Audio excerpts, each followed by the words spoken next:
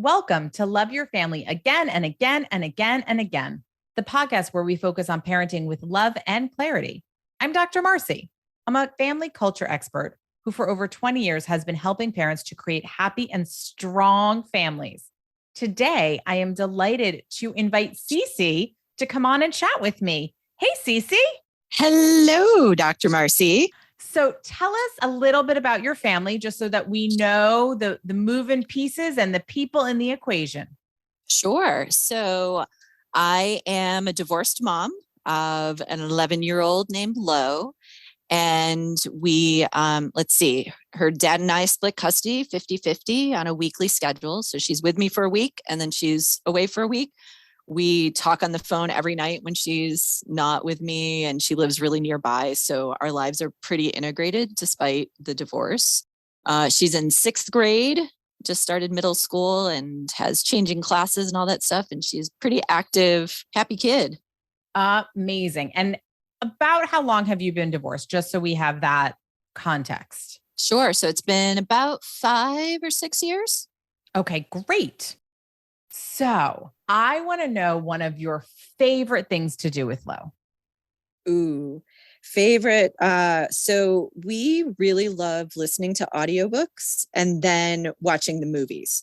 And we have a rule that we have to finish the book before we can watch the movie. So even actually this weekend, she just blasted through the audiobook of School for Good and Evil so that we could watch the movie.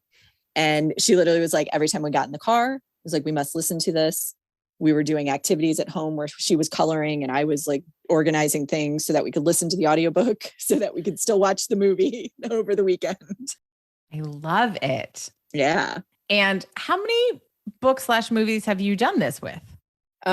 So because we did a really big road trip this summer, I think in the past couple of months, there's probably been about 6 books that we've done that with. And then there's other books that we've read together as well. But I think there's been about 6 movies tied to books.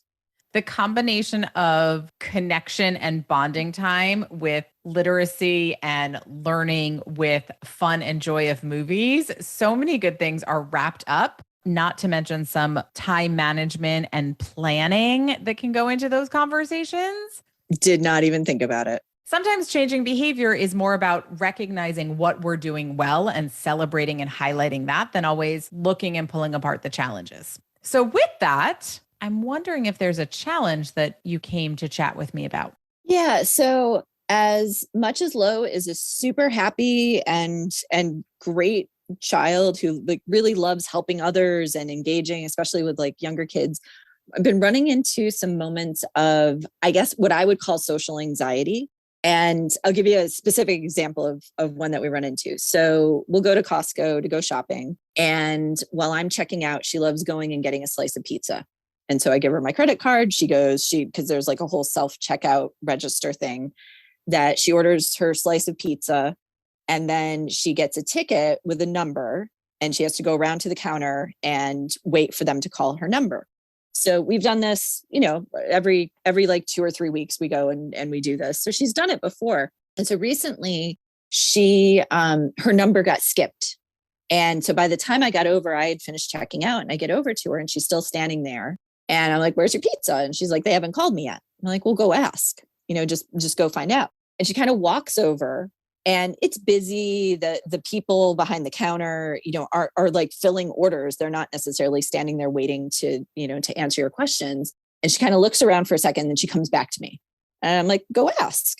And she goes back and she comes back to me and I can see she's starting to get upset and like freak out. Cause then she just like shut down and she wouldn't ask for her pizza. And, in my mind, I'm like, this is a situation we run into. This happens, our mistakes happen, orders get skipped, but she just like shut down and wouldn't engage in going and asking for her pizza. So I'm standing there in Costco having to try to figure out how do I help her through this moment where, she seems like she's on the verge of tears and really just shutting down.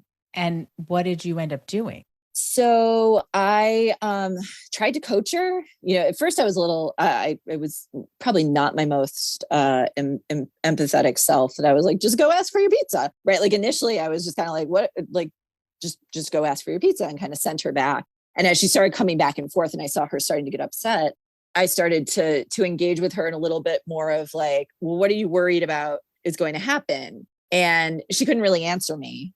Right. And then she would sort of do this little like stomp of her foot and kind of like crouch over, like, like really, could just see her starting to shut down. And she would kind of walk back over. Nobody would make eye contact with her. So she'd come back to me. I would sort of say some sort of encouraging word. She'd go back. I mean, this probably went back and forth like 8 times. And then as she was coming back, the final time, or what became the final time, there was another employee who had just come around past us by chance, and he overheard us talking. And so he actually then stepped in and like he was like, oh, are you missing something? Do you have your ticket? And so then she gave him the ticket and he went and resolved it for her and got her pizza. So it was an interesting moment too, because like the resolution was not necessarily what I would have in my mind ideally had. Because she didn't, she ultimately wasn't the one who asked. We sort of ended up in a situation where a nice employee overheard us and then and intervened. But that's how it sort of resolved. And then we later talked about it. And, and we've had some other, this is not the only moment this has happened. We've had some other moments that are reflective of it. This is just a very like clear cut one to talk about. So first, I want to congratulate you and celebrate you for not doing the thing for her. Oh, good. And, yes. Right. Because so often as parents, it's like, oh, something's missing. Let me just go take care of it. And there's absolutely a time and a place and a necessity for that, because we have to keep going, right? If this was on your way to soccer class and you didn't have the time to do the teaching moment, it's what we do, because that's reality of being a parent. But I love that you had the time and you created a teaching moment around it. You didn't make her wrong, but you didn't do the work for her. And that's key. Finding teaching moments in real life for our kids is critical. So awesome. Yay, you. Okay. Yay, me. So now I have a question. I know you said there are other situations where this would happen. In general, as a human in the world, do you think of Lo as someone who is shy and withdrawn and has a hard time speaking up for herself? Or are there specific scenarios where it's more challenging? So no, I would not say she is a generally shy child. I see her in plenty of situations, and even plenty of situations where it's like, she needs ketchup. And so I'm like, great, go ask for ketchup. So it does seem to show up though more often in moments where she needs to advocate for herself, and where there are, sort of adults or sort of a lot going on. So like I mentioned the ketchup one, because that's another situation where like I could see it happening, but it doesn't always. So I can see some patterns, but I can't always predict it when it's going to show up. Love it. So what I would first suggest, which is not kind of what you would do in that moment, which I do want to talk about, but I would connect some of those moments where she does advocate for herself easily, in flow, without thinking about it, and connect it to these harder moments in conversation with her. So when you're like, hey, go get ketchup, and she does, and it's easy, and she does, be like, wow, you really advocated for yourself. That was awesome how you asked. So that the idea, the concept that she has of herself is, I am someone who can go ask for what I need. I am someone who can advocate for myself. So that in these harder moments where she isn't really confident, she has the identity, or is building the identity, that I'm a person who does this. So therefore I should be able to do it, which will help her confidence build in those moments where it's not quite there yet. And I love that. And I have a question for you on that, which is, would you even take it to the extent of like, hey, this ketchup moment could have been just like the pizza moment, but it wasn't, or just stick with like, yay, and celebrate? So as long as we're talking about having that conversation in the ketchup moment, I would do that. Okay. And I would frame it as you've learned a new skill. Last week when we were at Costco, you had such a hard time asking for your pizza. And now this week you went and asked for ketchup with super ease. That's amazing. You're getting so much better at advocating for yourself. Yep. And it sounds like you are also saying in the pizza moment, and I know we'll get to the pizza moment, and I kind of love that it's now the pizza and the ketchup moments. But I hope you ate a good lunch before this conversation right? happened. Yes, either that or I'm hungry.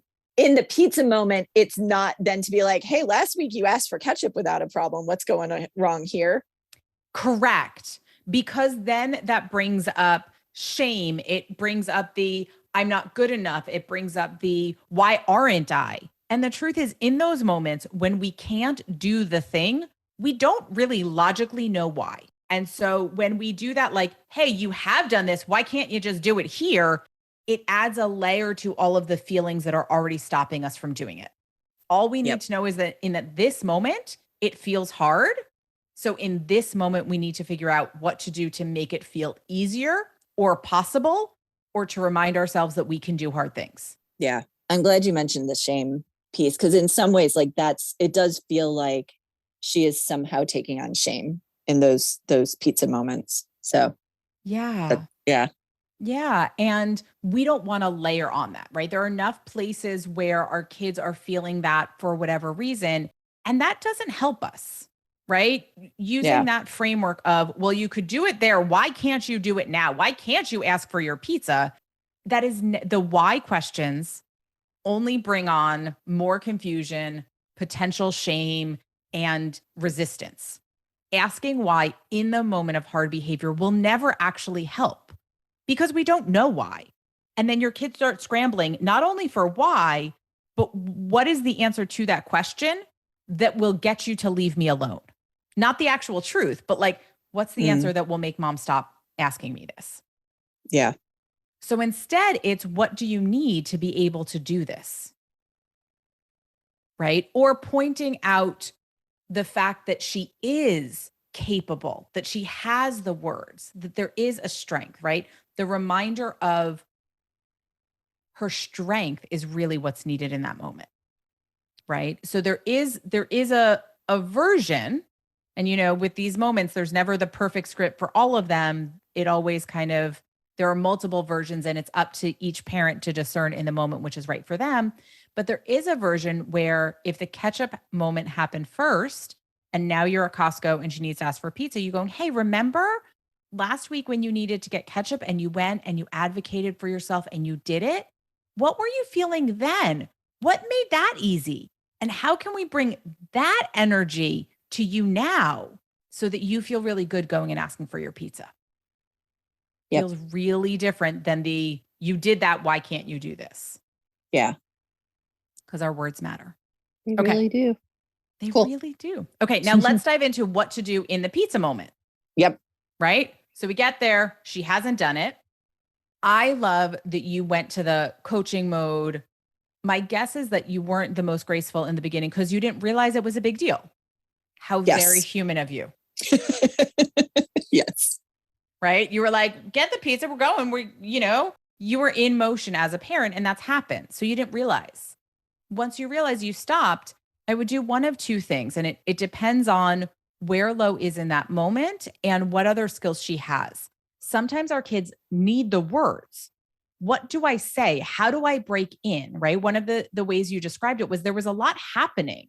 And sometimes when you're a kid, you feel like, well, no one's paying attention, therefore I don't matter. We then feel that way and we don't literally know how to say, excuse me, here's my ticket, it's missing. And so saying to her, what words could you use? You can ask it as a question, or you could say, when I'm in situations like this, I just say, excuse me, my pizza's missing, whether someone's looking at me or not, so that she understands what she needs to go do, because that might have been her blocking point. In that, how do you navigate deciding, like, I know she knows the words, right? And I'm trying to figure out how to ask this, where it's like, I know she knows the words, and where giving her the words feels like it's just giving her the answer and the easiest out to just be able to get out of that situation versus the learning moment of it. Does that make sense as a question? Yes. Yes. So sometimes we need to go to the very basic building blocks. And sometimes our kids already have those building blocks and they need a little bit more sophisticated structure. So what I'm hearing you say is that Lo already knows how to say, excuse me, my pizza's missing. She has those words, even though she can't find them in the moment, which makes me think we need to go to the next level up, We're not at the basic skill, which is where I went first, but Yep. she's at the more sophisticated of how do I feel good to go say these words, right? So we're on that confidence piece Yes. so that she Okay, can I'm go with you. advocate for herself, right? So that looks like two different things. One is, and it depends on who your child is, right? So for low, it either looks like, what feels hard about going over and doing this, right? Some kids really can answer that question in that moment. So you can help them discern that. You can say, remember, you can do this and really kind of pump them up. You can do this. You are strong. You are capable. You have a beautiful voice. People are ready to listen to you. Go give it a try. And that encouragement, that belief system, and having her say, I kind of picture the like, I can do this. I can do this. I can do this. She might not want to do that in Costco, but that kind of like, let's pump ourselves up and then go. And then the other option is to go through, well, what's the best case scenario here? We always, when we're in that moment of fear and anxiety where we don't want to take the step, we are running through the worst case scenario, but she isn't thinking about what's the best case scenario. And so I love asking kids, well, what's the best thing that could happen? And often kids will come up with things that I never even thought of. And they'll say something like, I could get 2 pieces of pizza. That maybe they'll be like, I'm so sorry that we got lost track. Here's a second piece. And now what's the worst thing that can happen? Because she's going to have that one more easily. So I want to go the good first. Worst thing that happens, they say they already gave it to you and tell you to go away, right? Like she has some other story in her head in that moment that she may or may not know is not true, of like the boogeyman coming and eating her, because that's how it feels. And so laying out any of those 3 options will help her remember that she can do it and build that confidence muscle that is what she needs in that moment. Does that feel more like the frame that would serve her? Yeah. Yeah. And so in that moment, it is doing that work so she feels really good. Now, what ended up happening was that some other kind person came and helped advocate for her, which is the way the universe works sometimes. Magic happens and she didn't have to do it. But I would talk to her about what would it have felt like had she gone over and asked for her pizza? Because the thing we sometimes miss, or, once she gets it and sits down and eats it, you're just like on to the next, is that pride that comes when we actually do the hard thing. And taking time in the moments when she does do it, when she does, ask for her pizza and get it, to be like, how do you feel now? I feel proud of myself. I feel empowered. I feel like that wasn't as big of a deal as I thought it was 30 seconds ago. But that reflective moment can be a really beautiful teaching moment as well when we connect our actions and our feelings. Yeah, that makes a lot of sense. So then you move it forward. So one of my favorite tools that I think might be helpful here, because I know you said that you can't always predict when these things are going to happen, but it's when Lo is going to have to advocate for herself and when there's a lot happening. So just periodically, once a week, twice a week, as you're going somewhere, pre-frame for her the possibility of advocating for herself. So as you're going to Costco next time and being like, I wonder what would happen if there's a kerfuffle with your order this time. What would you do? Because we have proof. We know that that was a hard moment, so it might recreate itself. But you can do the same thing if she's going, middle school can be rough advocating there. Certainly there are moments of on the way to school saying, hey, are there ever moments in school where you need to really use your voice and that you do it really well? Let's think through what those might be for today so that you're ready to go advocate for yourself. Pre-framing and telling the story of the best case scenario to come is an awesome way when we're dealing with some of these kind of, shame, advocacy, pride, feeling spectrum-y things that will help her find her voice. Yeah, I can definitely do that. Yeah. I like that. Yeah. And I think I try to find opportunities where it's like, here's $5, go get, a loaf of bread at the farmer's market.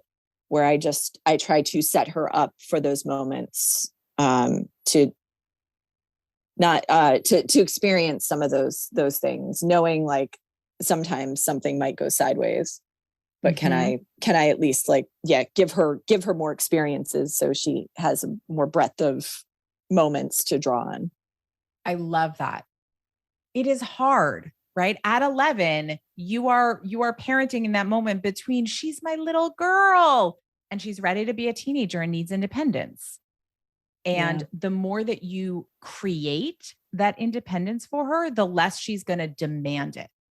And the more that you create the opportunities for her independence, the more she can learn the skills with grace and with support and with ease, so that she feels really good about growing up, as opposed to that crunchiness that can happen in teenage years where they want to be older and bigger than they are. Yeah. That may happen anyway, because that's what happens in teenage years. Right? Like, did you just solve teenagerdom? Yes. No, I don't think so anyway. But there's a little more ease that comes when you start providing that space and that freedom. Yeah. And pushing your kids to that edge that's a little scary.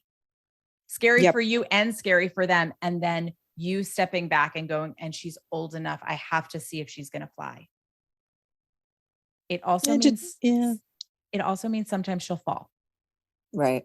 And it's not your job to never let her fall. It is your job to hold her hand to help her get back up. Yeah. Yeah. All right. Any other pieces of this that you want to chat through, or do you feel solid? I feel pretty solid. Okay. I think I want to play it back to you, what I've learned. I think that's a great plan. All right. So here's my summary. So help me with what I missed. So one is in the hard moments. So if I encounter a hard moment, right, where something goes, to one, recognize like she's struggling, give myself the grace to realize I need to shift gears, recognize that she is struggling, and to look at first, does she have I think you called it the basic building blocks to be able to navigate that situation? If she does not, work with her, right, to help her find the words or whatever piece she needs in that moment. But if she has that building block already, then to shift to a place of helping her find the confidence to navigate that moment. So whether it's building her up with, sort of you can do this, so helping her build that, or it's helping her see like what's the best that can happen before talking about what's the worst that can happen, right? Navigating that like, it's not the story in your head. So in the moment, right, there's that. And then however it resolves, being able to go back and sort of have a summary follow-up conversation of what happened in the moment. So that's the in the moment of it. And then that. Sweet. And then what I also took away, which is probably the thing that I forget most, is the celebration of the moments that go right are easy to miss and not even like catch them when they happen. And so being able to celebrate those moments and acknowledge like she's growing and she's learning, and or to use those to pre-rehearse and sort of talk through what are other situations she might encounter. CeCe, you got it. Woo!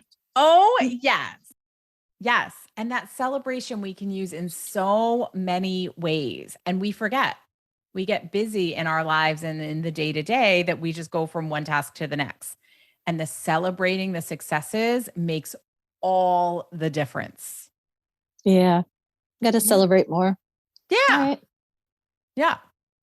So I usually ask if there's one takeaway, but you just recounted the whole story. Right. Are you taking it all? I'm going to take it all. I'm going to endeavor to take it all. But if there is one thing I walk away with, I think it is that celebrate piece. Because that for me really resonates as the thing that is very easy to forget. Yes. Celebrate more. These moments where she advocates for herself, highlight it to her. But for me, celebrating is also like the goofiness and the silliness and the crazy dance party because you can, and you're in the kitchen and you're making dinner, right? It's just celebrating the good that is in your family, um, makes it a happy family, Yeah. even in the bumps. So, CeCe, thank you for being here, for sharing the amazing pizza story and all of those details that go with that, with with us. I am grateful for you, and this has been an amazing conversation. I want to hear how the celebrating goes and how the teaching Indeed. moments go. You And got it. thank you for you who is listening to us right now. I am grateful that you are sharing your time because I know it is limited with us. I hope you learned something to take away as well. And if you want to learn more, come back for the next episode that will be here soon. Have a great day. Bye.